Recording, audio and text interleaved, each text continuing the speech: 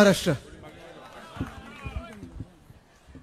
आज एवढ्या मोठ्या संख्येत आपण इथे उपस्थित आहात.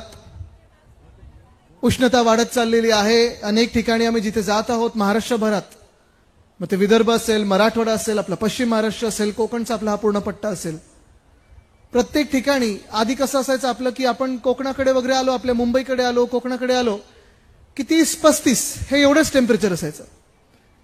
मराठवाडा विदर्भ हे जास्ती असायचं. पण आता सगळीकडेच साधारणपणे 40-42 ही उष्णता सगळीकडे वाढायला लागलेली आहे, जाणवायला लागलेली आहे. आणि गीते साहेब, जसं आज इथे आपण पाहतोय की सगळे आपल्याला भेटायला, आपल्याला आशीर्वाद द्यायला, सगळे आपल्याला प्रेम द्यायला आलेले आहेत, ठणठून सांगायला आलेत की आम्ही तुमच्या सोबत आहोत, असंच चित्र हे संपूर्ण महाराष्ट्र दिसत आहे.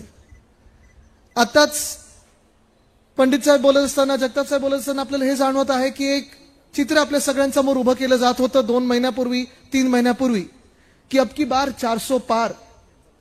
आणि हे जशी निवडणूक लागली आपल्याला वाटलं रे एवढी निवडणूक खेचलेली आहे, प्रत्येक निवडणूक जशी पार पडत चाललेली आहे, पहिला टप्पा झाला, दुसरा टप्पा झाला, तर तिसरा टप्पा येईल. भाजपा एक्सपोज होत चाललेली आहे. आणि 400 पार काय, हे 200ला तरी पोचतील का, हा प्रश्न आता भारतात सगळे विचारायला लागलेले आहेत. आणि मी खास करून तुम्हाला सांगायला एवढ्यासाठी चाललेलो आहे कारण अनेकदा आपल्याकडे असे भाजपाचे लोक येऊन सांगतील, या एनडीए मधले जे एनडीए महायुती बोलतात ते एनडीए मध्ये कोण कोण आहे जर आपल्याला माहिती असेल तर भाजपा आहे, ईडी आहे, आयटी आहे, सीबीआय आहे, मिंदे गट आहे, फुटलेली राष्ट्रवादी आहे. हे सगळे येऊन तुम्हाला सांगतील तुम्ही शिवसेना उद्धव बाळासाहेब ठाकरे किंवा महाविकास आघाडीला मतदान करू नका कारण आमचे तर 400 येणारच, तुमचं मत कशाला फुकट घालवतात. त्यांना तुम्ही आज प्रश्न विचारा की हे 400 येणार ते कुठून, ते आम्हाला पहिलं सांगा.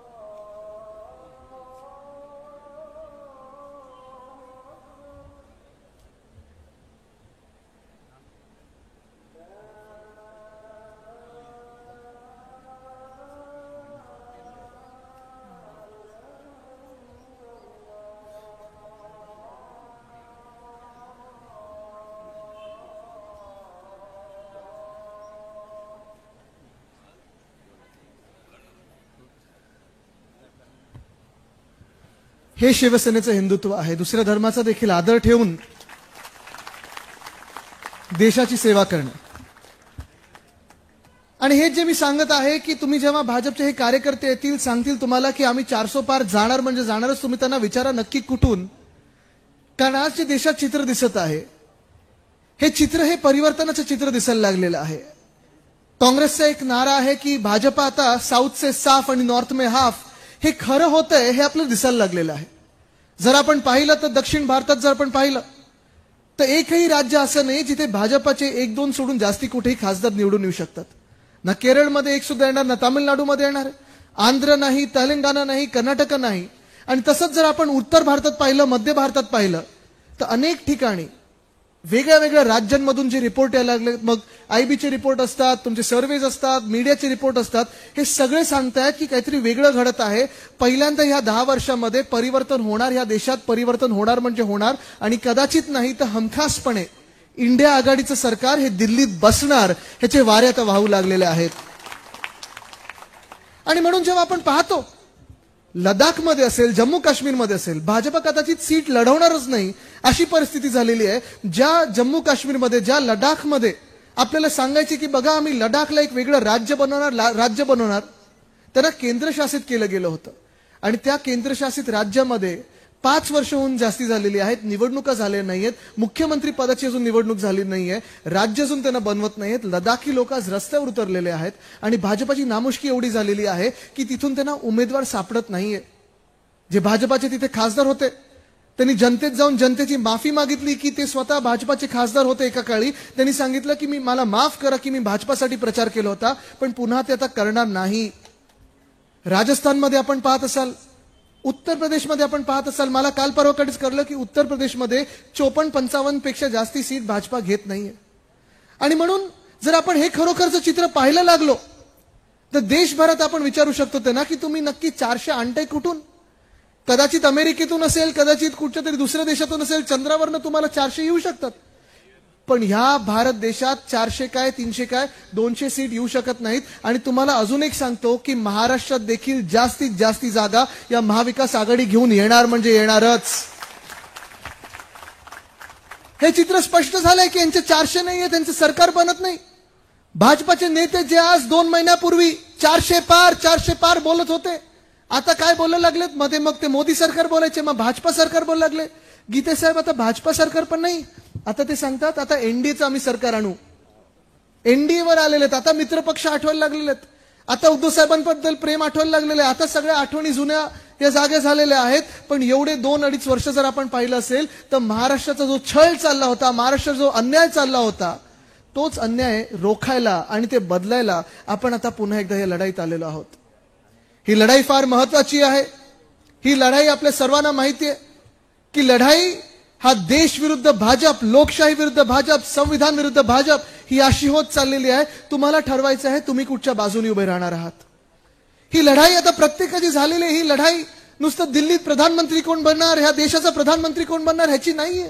ही लढाई तुम्ही कोणाला मतदान करणार आणि तुमच्या गावासाठी, तुमच्या जिल्ह्यासाठी, तुमच्या तालुक्यासाठी, तुमच्या मतदारसंघासाठी तुम्ही काय नक्की निवडणार आहात ह्याची लढाई ती झालेली आहे.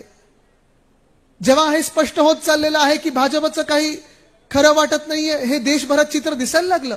आज आपण पाहतोय हा जो प्रचार सुरू झालेला आहे, मग अगदी त्यांचे सर्वोच्च नेते असतील भाजपाचे, ते अनेक वेगवेगळ्या जिल्हा स्तरावर जे काही त्यांचे मंत्री महामंत्री वगैरे बोलत असतात, नाही पदं घेऊन फिरत असतात, ह्यांचा आता प्रचार आपण पाहत असाल तर प्रचार ह्याच्यावर नाही गेले की 10 वर्षात आम्ही काय कामं केली. खरं तसं पाहायला गेलं तर 10 वर्ष ह्यांच्याकडे बहुमताचं सरकार होतं, संपूर्ण बहुमत, पूर्ण बहुमत ह्यांच्याकडे होतं, 300 पार हे झाले होते. देशभरात अनेक काही वेगळ्या गोष्टी करू शकत होते, पण त्याच्यावर प्रचार झाला नाही. प्रचार कशावर झाला तर प्रचार आता विरोधी पक्ष काय खातं, काय घालतं, काय बोलतं ह्याच्यावर होत चाललेला आहे. जिथे जिथे भाजप हरत असतं, पहिलं त्यांचं इंडिकेटर हरण्याचा हा असतो की 2 धर्मामध्ये वाद निर्माण करा, 2 धर्मांबद्दल बोला, मग जातींमध्ये वाद निर्माण करा, मग जिल्ह्यामध्ये वाद निर्माण करा. आणि आता तर मटन, मांस, मच्छी ह्याच्यावर बोलायला लागलेत. मला तुम्ही सांगा, आपल्या या रायगडमध्ये मच्छी नाही खायची तर काय खायचं? मग तुम्ही थांबणार का मटन, मांस, मच्छी खाण्याचं? आणि तुम्हाला हे मान्य आहे का? तुम्ही कोणी व्हेजिटेरियन असाल, तुम्ही कोणी नॉन व्हेजिटेरियन असाल, तुम्हाला कोणाला मटण आवडत असेल, कोणाला मांस आवडत असेल, कोणाला मच्छी आवडत असेल, कोणाला पालेभाजी आवडत असेल, पण तुम्ही मला सांगा केंद्र सरकार कोण असतं, कुठच्याही पक्षाचं असो, आणि त्याहून पुढे भाजप कोण असतं की तुमच्या घरात घुसून सांगायला तुम्हाला की तुम्ही अमुक दिवशी काय खाल्लं पाहिजे आणि काय घातलं पाहिजे. पण आज चर्चा 10 वर्षाच्या ह्या सरकारनंतर, 10 वर्षाच्या ह्या महासत्तेनंतर ना कोणी ह्याच्यावर बोलत आहे की 2 कोटी रोजगार प्रत्येक वर्षी आपल्याला मिळणार होते, तरुणांना मिळणार होते. त्याच्यावर भाजपाकडून एक तरी शब्द आलाय का कानावर ऐकले कोणी? शेतकऱ्यांचं उत्पन्न दुप्पट होणार होतं. आज कोणी ते शेतकरी बसलेत का ज्यांचं उत्पन्न 2022 पर्यंत दुप्पट झालेलं आहे? 15 लाख भेटले तुम्हाला? नाही, पण भाजप हे जे आहे ते खरं तुम्हाला सांगतो, भाजपची यशोगाथा ह्याच्यातच आहे की आपल्याला सगळ्यांना इथे वाटत असेल की भले माझ्या खात्यात 15 लाख आले नाहीत, पण इथे कोणाच्या तरी खात्यात 15 लाख आले असतील. आले कोणाच्या खात्यात? इथे प्रत्येकाला वाटत असेल मला स्वतःला मिळालं नाही, पण ह्या इकडच्या समोर बसलेल्या लोकांमधून कोणाला तरी प्रधानमंत्री आवास योजनेत घर मिळालं असेल 2022 पर्यंत. आले कोणाला घर? आले? आणि हाच मूळ प्रश्न आहे की आज जे भाजप प्रचार करत आहे, मटन मांस मच्छी असेल, विरोधी पक्ष काय घालत असेल, हिंदू मुस्लिमवर असेल, तुम्ही मला सांगा ज्या व्यक्तींनी, ज्या लोकांनी, ज्या पक्षांनी 10 वर्ष ह्या सरकारनी चालवले आहेत, ह्या देशावर राज्य केलेलं आहे, त्या पक्षांनी मटन मांस मच्छीवर बोलावं का? त्यांनी हिंदू मुस्लिमवर बोलावं का? त्यांनी जाती जातीमध्ये तेढ निर्माण करण्याचा प्रयत्न करावा का? हिम्मत असेल तर येऊन चर्चा करा आमच्यासोबत. या लोकांमध्ये येऊन सांगा की 2016 साली तुम्ही जी नोटबंदी आणली होती, डिमॉनिटायझेशन नावाचा एक काही प्रकार आणला होता, लोक इथे रांगेत उभे होते, आपण पाहिलं असेल बँकेच्या समोर अनेक लोकांचे मृत्यू झाले अशाच उन्हात राहून उभे. पण आज तो काळा पैसा, त्या नोटा खोट्या, त्या खऱ्या झाल्यात का ह्या कोणालाच माहिती नाही. या देशामध्ये नोटबंदीचा फायदा इकडे जनतेला कोणाला झालाय का कोणालाच माहिती नाहीये. कदाचित असं येऊ शकतं आणि हे पण कानावर येतं, गीतेसाहेब आपण त्या नोटबंदीच्या कॅबिनेट मंत्रिमंडळात होतात. आता माझ्या कानावर येते पुन्हा एकदा ही नोटबंदी आणतील आणि ज्या उरलेल्या नोटा आहेत त्या पण बंद करतील, म्हणजे भाजपच्या चेहऱ्याच्या नोटा छापून येतील तुमच्या हातात. जे आतापर्यंत नोटा आपल्या हातात आहेत, ज्या लोकांमध्ये आहेत, ते पण बंद करतील की काय, अशी चर्चा तर सुरू झालेली आहे. पण आज ही आपण जी परिस्थिती पाहत आहोत देशाची, एक भयानक परिस्थिती होत चाललेली आहे. आणि ही भयानक परिस्थिती डोळ्यासमोर पाहत असताना, निवडणुकीला सामोरे जात असताना आपण एक वेगळा विचार घेऊन चाललेलो आहे, तो हा देश हिताचा, संविधान हिताचा, संविधान रक्षणाचा. हा प्रचार जो सुरू झाला तो खरं तर जानेवारीच्याच महिन्यात सुरू झाला, कारण त्याच वेळी ज्या देशाच्या अर्थमंत्री आहेत निर्मलाताई सीतारामन, त्यांनी सांगितलं 10 वर्षाच्या पूर्ण सरकार चालवल्यानंतर त्यांना आता आठवण झाली, त्यांनी सांगितलं अर्थसंकल्प सादर करत असताना की ह्या देशात आता भाजपाला शोध लागलेला आहे, तो 4 प्रमुख जातींचा लागलेला आहे, 4 वर्गांचा लागलेला आहे. ताई तुम्हाला माहिती आहे 4 जाती ह्या कुठच्या आहेत त्यांनी शोधलेल्या? संजयजी तुम्हाला माहिती आहे? त्यांनी अर्थसंकल्प सादर करत असताना निर्मलाताईंनी सांगितलं 4 जाती म्हणजे शेतकरी, युवा, महिला आणि गरीब, आता आम्ही ह्यांची सेवा करणार असं भाजपाने सांगितलं आणि यांच्या सरकारने सांगितलं. म्हणजे 10 वर्ष हे आपल्याला विसरून गेले होते. 10 वर्ष ह्यांना शेतकरी दिसले नाहीत, 10 वर्ष ह्यांना महिला दिसले नाहीत, 10 वर्ष ह्यांना युवा दिसले नाहीत, 10 वर्ष ह्यांना गरीब दिसले नाहीत. दिसले तर स्वतःचे चेहरे दिसले, होर्डिंग बॅनरवर दिसले, पेट्रोल पंप बघितलं की ह्यांचाच चेहरा, होर्डिंग बघितलं की ह्यांचाच चेहरा, सगळीकडे ह्यांचीच सगळी बोलबाला होता. पण आपली जनतेचे आवाज, जनतेची मन की बात कोणालाही ऐकू गेली नाही त्या केंद्र सरकारमध्ये. आज आपल्याला सांगत आहेत की ह्या 4 वर्गांची आम्ही सेवा करू. पण ह्या 4 वर्गांची, ह्या 4 जातींची ह्या देशामध्ये हालत काय झालेली आहे? आज आपण पाहत असाल शेतकरी म्हणून जर पहिलं बोलायचं झालं तर शेतकरी वर्ग आज मोठ्या संख्येने आपल्या देशात आहे. आपण मानतो की हा कृषी प्रधान देश आहे. महाराष्ट्रात देखील आपण मानतो की शेतकरी प्रत्येक जिल्ह्यात आहे. शेती वेगळ्या वेगळ्या आपण पिकाची करत असतो. प्रत्येक जिल्ह्यात गेल्यानंतर आज मी विचारतो सगळ्यांना, प्रत्येक शेतकऱ्यांना विचारतो की जे शेतकरी आपल्या राज्यात आहेत ते खुश आहेत का, संतुष्ट आहेत का, आनंदी आहेत का? कोणाला असं वाटतं का या शेतकरी बांधवांमधून कुठच्याही जिल्ह्यातले असतील की हे जे केंद्रातलं सरकार बसलेलं आहे किंवा महाराष्ट्रात जे अवकाळी सरकार बसलेलं आहे ते आपलं सरकार आहे असं वाटतं कोणाला? वाटत कोणालाच नाही. उलट मला सांगतात आदित्य तुमच्या वडिलांनी म्हणजे उद्धव बाळासाहेब ठाकरेंनी जी कर्जमुक्तीचं वचन दिलं होतं 2 लाखापर्यंतचं ते आमच्या खात्यापर्यंत पोहोचलं, पण देवेंद्रजींनी आधी जी कर्जमुक्ती केली होती ती नुसतं होर्डिंगवर राहिली, आमच्या खात्यापर्यंत पोहोचली नाही. आम्हाला हे पण सांगतात, अनेक वेळा मला सोबत घेऊन सांगतात, खांद्यावर हात ठेवून अनेक शेतकरी सांगतात आदित्य जेव्हा जेव्हा तुमच्या सरकारच्या वेळी महाविकास आघाडीच्या काळाच्या वेळी जेव्हा जेव्हा अवकाळी पाऊस झाला असेल, गारपीट झाली असेल, वादळ झालं असेल, आम्हाला उद्धव बाळासाहेब ठाकरे ही व्यक्ती आमच्या शेताच्या बांधावर दिसली होती, मदतीला आली होती. पण ह्या गेल्या 2-2.5 वर्षातल्या मिंदे सरकारमधला कृषी मंत्र्याचं आम्हाला नाव देखील माहिती नाही. अनेक चेहरे बदलले, पण आम्हाला ह्यांच्यातले कोणी मंत्री येऊन भेटत नाहीत, बोलत नाहीत, ना कधी मदत करतात. ह्याच शेतकऱ्यांची असं परिस्थिती पाहिली तर देशभरातले शेतकरी, खास करून उत्तर प्रदेशमधले शेतकरी असतील, पंजाबमधले असतील, हरियाणातले असतील, त्यांनी जेव्हा मागच्या 2-3 महिन्यापूर्वी दिल्लीकडे मोर्चा काढला होता, तो मोर्चा कशासाठी काढला होता? ते एवढंच विचारत होते की प्रधानमंत्री महोदय, तुम्ही जी 2 वर्षापूर्वी आम्हाला वचनं दिली होती, जेव्हा आम्ही आंदोलन करत होतो, त्या वचनांचं काय झालं? तुम्ही एमएसपी बद्दल बोलला होता, तुम्ही काळे कायदे मागे घेणार हे सांगितलं होतं, अनेक वेगळी वेगळी वचनं दिली होती, जेणेकरून आम्ही आमच्या घरोघरी गेलो होतो, पुन्हा एकदा गावी गेलो होतो आणि सांगितलं होतं की भाजपाने आपलं ऐकलं. पण आज 2 वर्ष होऊन गेलेली आहेत, एक सुद्धा वचन पूर्ण झालेलं नाहीये.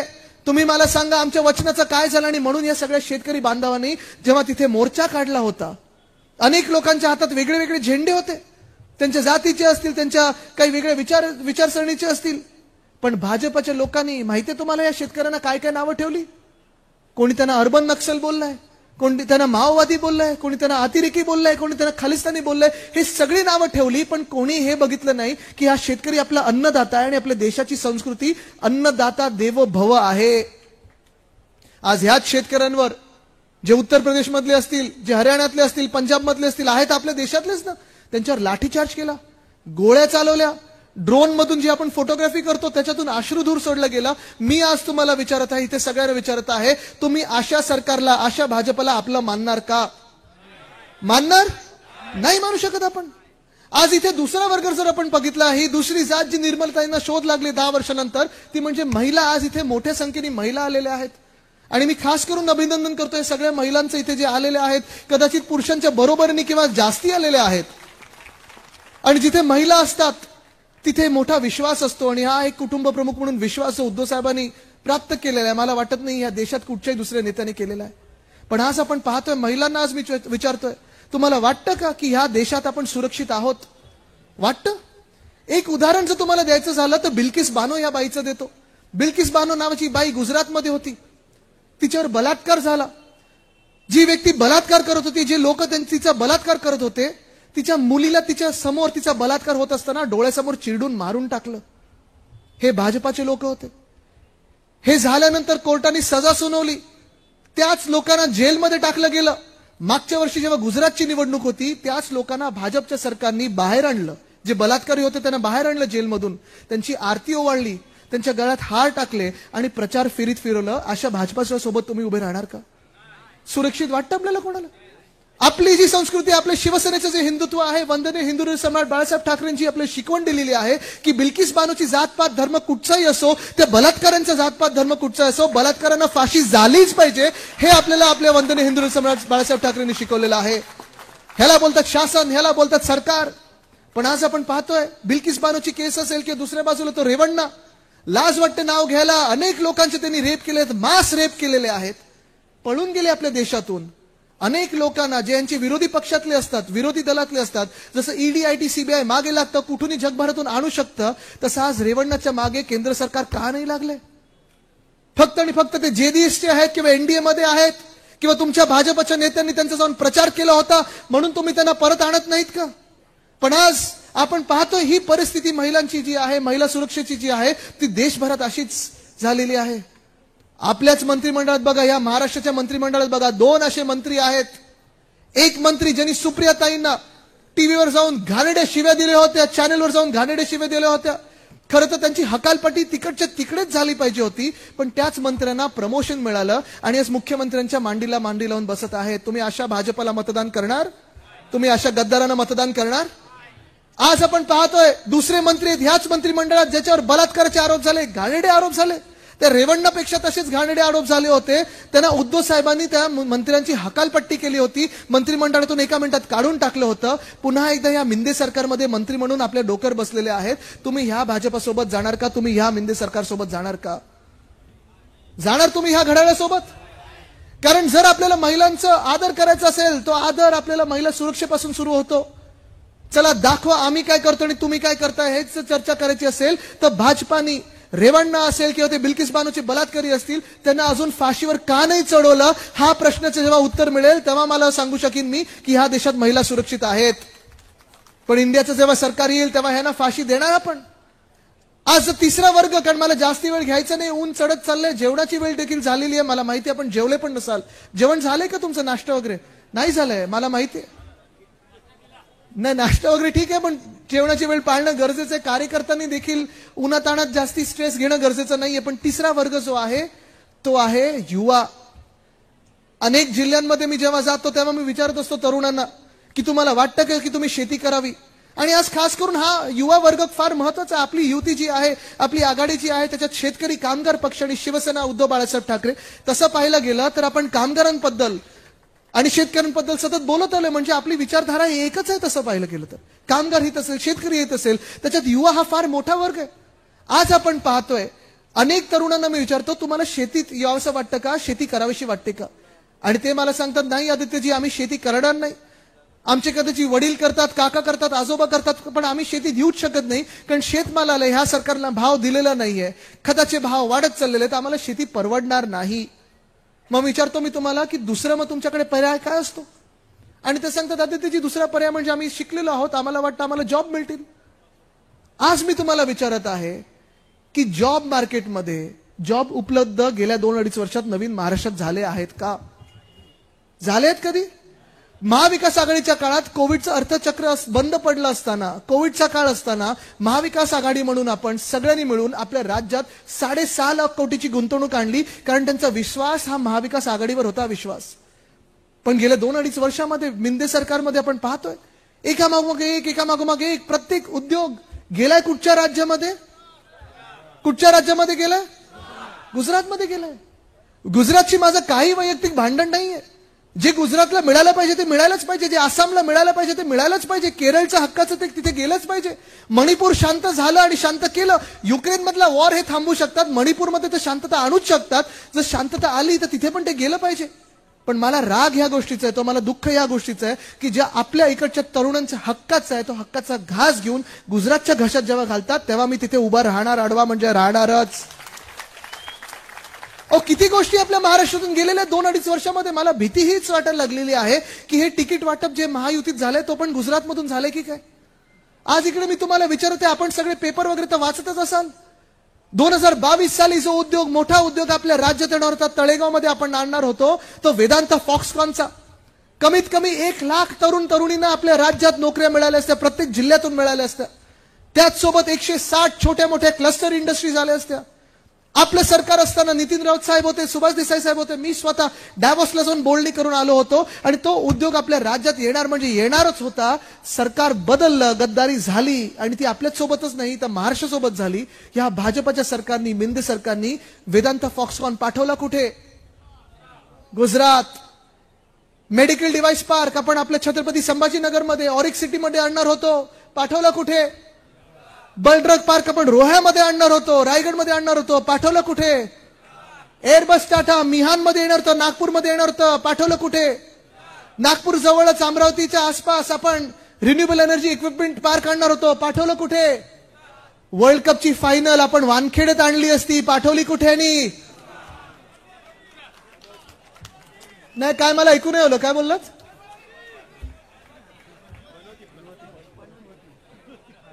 दोन 2011 साली पवार साहेबांनी आणली होती आपल्या वानखेडेमध्ये, जिंकलो होतो ना आपण. मग हे पुत्रप्रेम नाही का की गुजरातमध्ये नेलं ते? पण आज प्रश्न हाच झालेला आहे की तरुण विचारतायत आम्ही जायचं तरी कुठे? प्रत्येक गोष्ट आमची जर गुजरातला जाणार असेल, जसं मी सांगितलं त्यांच्या हक्काचं मिळत असेल तर मिळू दे त्यांना, पण आमच्या हक्काचं पण तुम्ही तिथे न्यायला गेलात तर उद्याकडे जर चुकून भाजपा आपल्या डोक्यावर पुन्हा एकदा बसली तर आपल्या राज्यातलं मंत्रालय देखील हे सुरत किंवा अहमदाबादला पळवतील, जसं 40 गद्दार पळवले होते तसे.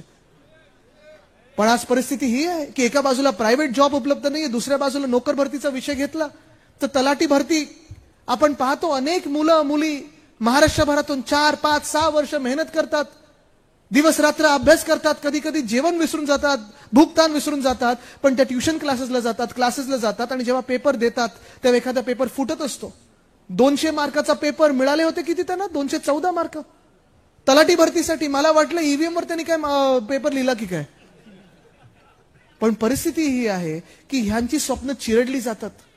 वर्षांवर्ष जे मेहनत करतात ती स्वप्न चिरडल्यानंतर जे दुःख होतं ते त्या डोळ्यांमध्ये दिसतं आपल्याला. आज आपण पाहतोय पोलीस भरती असेल, तलाठी भरती असेल, सगळं काही असेल, हे सगळं जास्तीत जास्त फिक्सिंगनी होतं. आणि जर काही तुम्ही पास झालात तर तुम्हाला बदली पोस्टिंगसाठी देखील हे गद्दार लोक हे आता बोली लावायला लागले की तुम्ही किती कोटी देता, किती खोके देता, म्हणजे आम्ही तुम्हाला इथे पोस्टिंग देऊ, तिथे पोस्टिंग देऊ. हे सरकार अशी चालत नाहीत. महाराष्ट्राचा पुढे जाणार नाही. एक वेगळा अंधकार पसरत चाललेला आहे. आणि ह्या सगळ्यांनाच म्हणजे शेतकरी असेल, महिला असेल, युवा असेल, चौथा वर्ग म्हणजे गरीब जो आपण सगळेच आहोत. कारण ह्या देशामध्ये गेल्या 10 वर्षात जगणं परवडत नाही असे आपण सगळेच जे भारताचे नागरिक आहोत. आज मी तुम्हाला विचारत आहे कारण त्यावेळी आपण भाजपसोबत असताना युपीएच्या सरकारने अर्धा रुपयानी किंमत वाढवली, 1 रुपयानी किंमत वाढवली की आपण सगळे रस्त्यावर आंदोलन करायचो. आज तुम्ही मला सांगा 2014 मध्ये जीडीपी म्हणजे गॅस, डिझेल, पेट्रोल, गॅस कितीला होता? 2014 कितीला होता? अभी क्या हो गया? 400 पार, 1000 पार हो गया. बरोबर आहे ना? महागाई वाढली की कमी झाली? काय शब्द दिला होता आपल्याला त्यांनी? अब की बार बहुत हुई महंगाई की मार. काय ते अब की बार काय काय वाटेल ते लावून ठेवलेलं. आता पुढे पेट्रोलची किंमत 2014 किती होती? आता किती आहे? डिझेलची किंमत 2014 किती होती? आता किती आहे? डॉलर आणि रुपये एकाला एक आणणार होते त्यावेळी 40ला होतं वाटतं. आता कितीला आलाय? तो पण 100 पार लवकरच होईल. तुम्ही मला सांगा आपल्याला सगळ्यांना वाटतं का की हे सरकार भाजपचं जे आहे ते महागाई कमी करत आहे की वाढवत आहे? काय करत आहे? आज शेतकरी खुश नाहीये, आज महिला सुरक्षित नाहीयेत, आज युवांना रोजगार मिळत नाहीये, आज गरीब आपण सगळेच गरीब म्हणून सगळ्यांना ही उष्णता जाणवत आहे, चटका बसत आहे. तुम्ही मला सांगा या देशात नक्की खुश तरी कोण आहे? भाजप, भाजपचे नेते आणि भाजपचे उद्योगपती आणि त्यांचे जे काही लोक जे इथे जमिनी गिळत चाललेले आहेत. पण आज तुम्हाला विचार करायचा आहे, देश वाचवणं गरजेचं राहिलेलं आहे, ते तुमच्या हातात आहे. आज आपण पाहत आहोत, हे आम्ही बोलत नाहीयेत काही, आम्ही नुसतं मंचावर येतो आणि बोलतो म्हणून नाही. पण नोटबंदीचं ते खरं आहे, कदाचित हे पुन्हा एकदा करतील. जे संविधान बदलायचं आहे, जे आरक्षण ह्यांना संपून टाकायची आहेत, जे तुमचे अधिकार आहेत ते संपून टाकायचं आहे, हे खरं आहे. आणि आम्ही बोलत आहे म्हणून नाही तर भाजपचे 5 की 6 उमेदवार गेल्या 2-4 दिवसात बोललेले आहेत. अक्षरशः पंकजाताई पण बोललेले आहेत. म्हणजे एवढे मोठे नेते जेव्हा बोलतात तेव्हा त्यांच्या मनातलं जे आहे ते ओठावर येतं. हे त्यांना संविधान बदलायचं आहे. इथे तुम्ही मला सांगा, आपण डॉक्टर बाबासाहेब आंबेडकरांची प्रेमी जनता आहोत ना, आंबेडकर प्रेमी जनता आहोत ना. 75 वर्ष देश हा आपल्या संविधानाप्रमाणे नीट चाललाय ना. मग आज भाजपला का बदलायचं हे संविधान? आज भाजपला बाबासाहेब आंबेडकरांबद्दल एवढा द्वेष का आहे? महाराष्ट्राबद्दल एवढा द्वेष का आहे? हा प्रश्न विचारणं गरजेचं आहे. आज आपण पाहत आहे, लोकशाहीचं जर बोलायचं झालं तर सुरत आणि इंदोर आपल्याला वाटलं होतं ह्या तर भाजपा जागा 100% जिंकते. पण 100% जर जागा जिंकत असेल तर चीटिंग आणि मॅच फिक्सिंग करण्याची गरज काय होती? आज हेच तुम्हाला सांगतोय मी की भाजपाचं सरकार बसत नाही. हे लिहून घ्या म्हणजे घ्याच. पण जर चुकून बसलं तर ह्या देशात जाती जातीमध्ये वाद निर्माण होतील, धर्माधर्मामध्ये वाद निर्माण होतील, घराघरामध्ये वाद निर्माण होतील. ते बघतोय आपण. शिवसेना फोडली त्यांनी, खोके देऊन असेल, धोके देऊन असेल, जे काय असेल शिवसेना फोडली. राष्ट्रवादी काँग्रेस फोडली, त्यांच्या परिवारात फूट पाडली. एवढं नीच राजकारण, एवढं घाणेरडं राजकारण कधी महाराष्ट्राने पाहिलं नव्हतं, कधी देशाने पाहिलं नव्हतं. तेवढं घाणेरडं राजकारण आज देशात झालेलं आहे. काँग्रेस फोडण्याचा प्रयत्न केला. हे सगळं बनत नाही तर अजून एक ठाकरे नेण्याचा प्रयत्न केला. पण तरी देखील मतं मिळत नाहीयेत. कारण आज जसं मी इथे लढत आहे, आम्ही सगळे जसे लढत आहोत, बिहारमध्ये देखील 33 वर्षाचे तेजस्वी यादव देखील लढत आहेत. आज देशात आपण पाहतोय भाजप येत नाही. पण आपलं कर्तव्य आहे की हे येत नाही हे खरं ठरवायचं असेल आपल्याला तर 7 तारखेला जाऊन मतदान करणं गरजेचं आहे. प्रत्येकाने करणं गरजेचं आहे.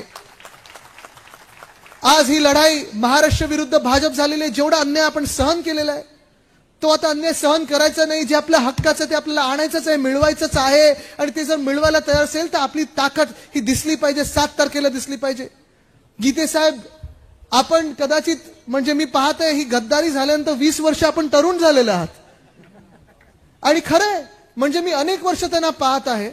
मंत्री असताना देखील अनेकदा मी त्यांच्याकडे गेलो होतो. फेम 1 फेम 2 ची पॉलिसी त्यांच्याकडून बदलून घेतली होती आपल्या महाराष्ट्राचा फायदा करण्यासाठी आणि इलेक्ट्रिक व्हेकलचा फायदा करण्यासाठी. पण एक सुद्धा डाग त्यांच्यावर कधी लागला नाही. कोणी सांगितलं नाही की हा माणूस काम करत नाही किंवा भ्रष्ट आहे.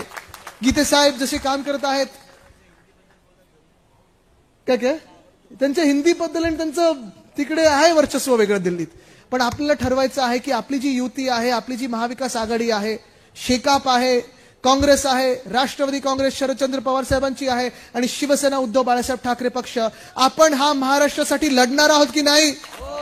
आपण आपल्या संविधानासाठी लढणार आहोत की नाही? आपण आपल्या लोकशाहीसाठी लढणार आहोत की नाही?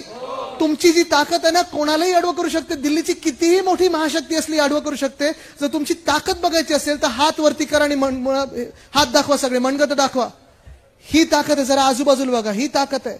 ही ताकद कोणालाही अडवं करू शकते. आपलं आता कर्तव्य आहे, आपल्याला ठरवायचंच आहे की 7 तारखेला मतदान करायचं आणि ते मतदान आपल्या देश हितासाठी असेल, महाराष्ट्र हितासाठी असेल, लोकशाहीच्या रक्षणासाठी असेल, संविधानाच्या रक्षणासाठी असेल.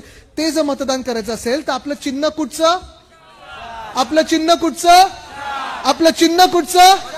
आपलं चिन्ह कुठचं? हीच मशाल गावोगावी न्यायची, आपल्याला दिल्लीपर्यंत न्यायची. कारण महाराष्ट्राचा जो अंधकार पसरलेला आहे तो ही मशालच दूर करू शकते. हे ठरवलेलं आहे आपलं. पक्का? धन्यवाद. जय हिंद, जय महाराष्ट्र, वंदे मातरम.